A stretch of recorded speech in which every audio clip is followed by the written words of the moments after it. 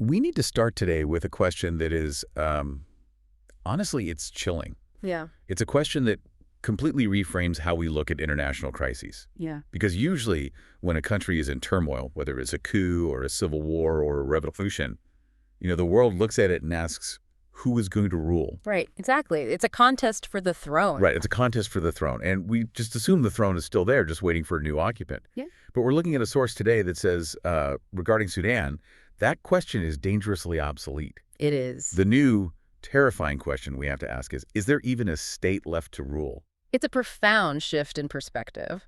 And we're doing a deep dive today into an analytical report. It's by the researcher Ashraf al-Maki, and it's titled Sudan, Death of the State or Its Suicide. Just a heavy title right out of the gate. I mean, that title alone does a lot of heavy lifting. It suggests we aren't just watching a civil war or, a political squabble. We are watching a structural collapse that defies all the standard definitions we use in political science. It's exactly death or suicide. That implies intent or at least negligence. And what really struck me is how the author frames this, because he talks about how for years there was this assumption of peaceful coexistence in Sudan. Yeah. That despite his troubles, despite the dictatorships, it was immune to total collapse. And then April 15th, 2023 happens, and the floor just falls out. Completely falls out. And our mission for this deep dive is to understand exactly why the floor fell out in a way that is so unique. Right. Because the author argues very passionately that if you try to paste the model of, say, Bosnia or Rwanda or Somalia onto Sudan, you're going to get the diagnosis wrong. And if the diagnosis is wrong, a cure will kill the patient. Whether that's peace talks in Jeddah or sanctions, it just won't work. Okay, let's unpack this. Because I think when people see, conflict in the Middle East or Africa, they have a mental template. Sure. They think Arab Spring or they think a military coup. Why does the author say those templates don't fit here? Because looking at the news, it looks like a power struggle. It looks like one, but the mechanics are different. Like, let's look at the Arab Spring first. In places like Libya or Yemen or Syria, you had fragmentation, sure. But look at Egypt. Okay. In Egypt, you had massive upheaval, but the military institution, the deep state, basically remained a strong central anchor. It held on. It wobbled, but it didn't dissolve. It held the monopoly on power. Right. The bureaucracy, the intelligence agencies, they were the glue. Exactly. But in Sudan, Maki argues we're seeing something closer to the total loss of what Max Weber called the defining feature of a state. Okay, Max Weber. Bring us back to Political Science 101. I haven't thought about him since college. I know, right? So Weber famously defined a state as the entity that possesses a monopoly on the legitimate use of violence within a given territory. Meaning the government is the only one allowed to have a private army. Exactly. They run the police, they enforce the law with force. If you shoot someone, it's a crime. If the state shoots someone, it's law enforcement. And in Sudan. That monopoly is gone. Completely. The state isn't sovereign over its territory anymore. It's become what the author calls a symbolic authority. Just symbols. Yeah, the actual power, the ability to control the streets, to enforce your will, to tax a market, is held by non-state actors, tribal militias, foreign-backed forces. Wow. And here is the critical distinction. This isn't an erosion from the edges. It's not rebels in the mountains slowly marching on the capital. Here's where it gets really interesting to me. The text calls it an internal explosion. Yes, an explosion of the center, Khartoum. Which is huge, right? Khartoum isn't just a city, it's the anchor. It's where the judiciary was, the universities, the history. It's the brain of the country. Precisely. In many civil wars, the capital remains a prize to be won.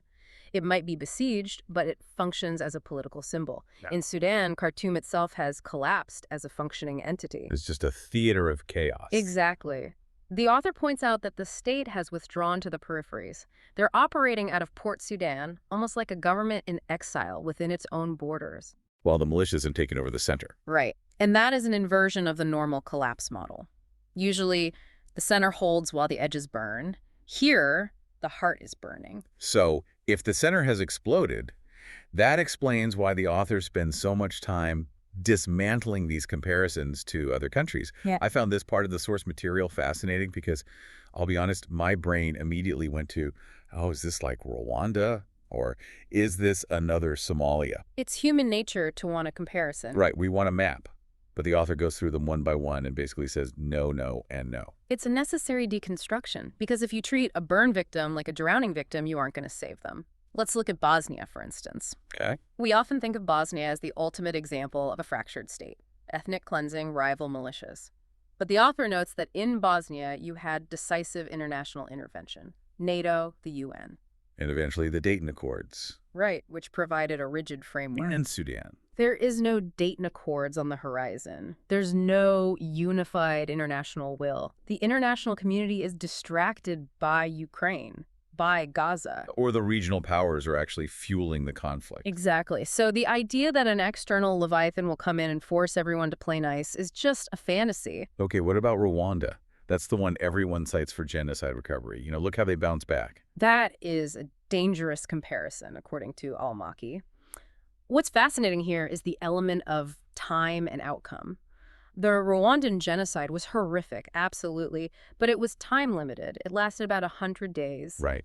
And crucially, it ended with a clear military winner, the RPF, and they then rebuilt a highly centralized state. So there was a winner who took over the driver's seat. Whether you like the driver or not, someone was steering the car. Exactly. In Sudan, there is no winner in sight. The country isn't consolidating under a new ruler, it's fragmenting into multiple competing centers. Multiple centers. Yeah, it's not a path to a new strongman, it's a path to warlordism. Which brings us to the big one. The comparison I see everywhere is Somalia. Sudan is becoming Somalia 2.0. But the source explicitly says this is wrong. Why? I mean, state collapse, militias, it feels very Somalia-ish. This is the most important distinction in the text, and it connects back to that internal explosion idea. Somalia's collapse in the early 90s happened after decades of marginalization and a slow crumbling of the state. Right. It was a failure of the periphery coming in. It was a weak structure finally giving way. But Sudan actually had a functioning judiciary. It had an education system. It had an administrative history that was respected. So it had strong bones. Very strong bones.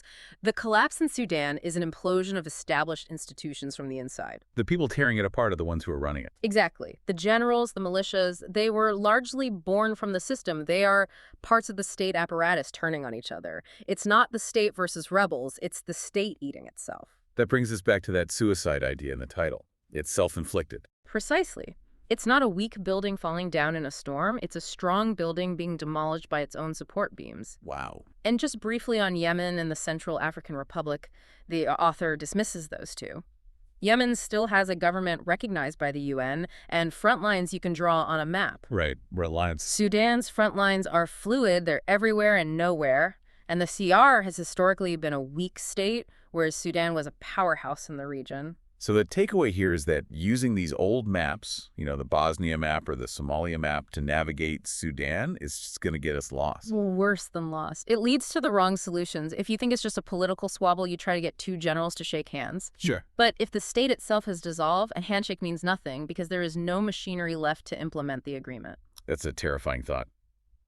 And it transitions us to something the source discusses that goes way beyond politics. We're talking about the collapse of meaning. Yes. Because when the machinery breaks, it doesn't just stop the trains, it stops society.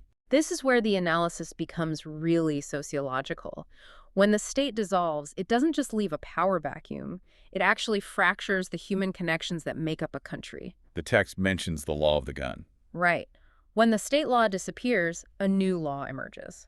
And that law is based purely on raw power. But it goes deeper. The source talks about how values are being redefined entirely. Like what kind of values? Concepts like honor, protection, justice, things that used to be tied to citizenship or the law are now being redefined based on survival. So justice isn't what is right. Justice is what my tribe can enforce. Exactly. Trust between social components is what creates a society. And that trust is crumbling. If you can't call the police, you call your cousin with a rifle. And once you do that, you retreat into tribal or ethnic loyalties. You stop being a citizen of Sudan and start being a member of a survival group.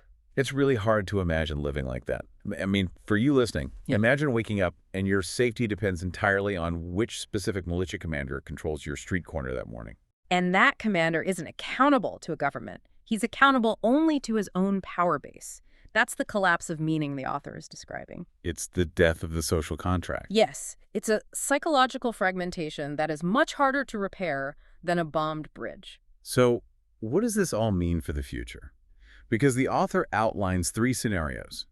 And I have to say, looking at them, none of them are exactly cheerful. But we need to hear them. We need to face the reality. They are stark, but they're realistic. Maki isn't sugarcoating anything here. Let's start with scenario 1. The author calls this the most likely scenario. Right. This is the scenario of gradual disintegration, or what he terms coercive decentralization. Coercive decentralization. That sounds so bureaucratic, but I have a feeling it's not. It's a euphemism for warlordism. In this scenario, the state of Sudan basically becomes a ghost. A ghost. The symbols remain. Maybe there's still a flag, a seat at the UN, maybe even a president in name. But on the ground, the country is carved up. Warlords rule local patches based on ethnicity or economic control. Like controlling a gold mine or a trade route. Exactly. You'll have a warlord for the gold, a warlord for the ports, a warlord for the gum Arabic. And the scary part is that regional powers might actually prefer this. Wait, why would anyone prefer chaos? You'd think neighbors would want stability next door. Not necessarily. A strong democratic Sudan is a competitor. A weak Sudan is a pliable Sudan. Oh, I see. If the state is weak, neighbors can extract resources, influence politics, or keep potential threats contained without having to deal with a strong, unified government. It's what the author calls strategic weakness. Right. It turns the country into a buffet for foreign interests. Man, that is cynical, but I see the logic.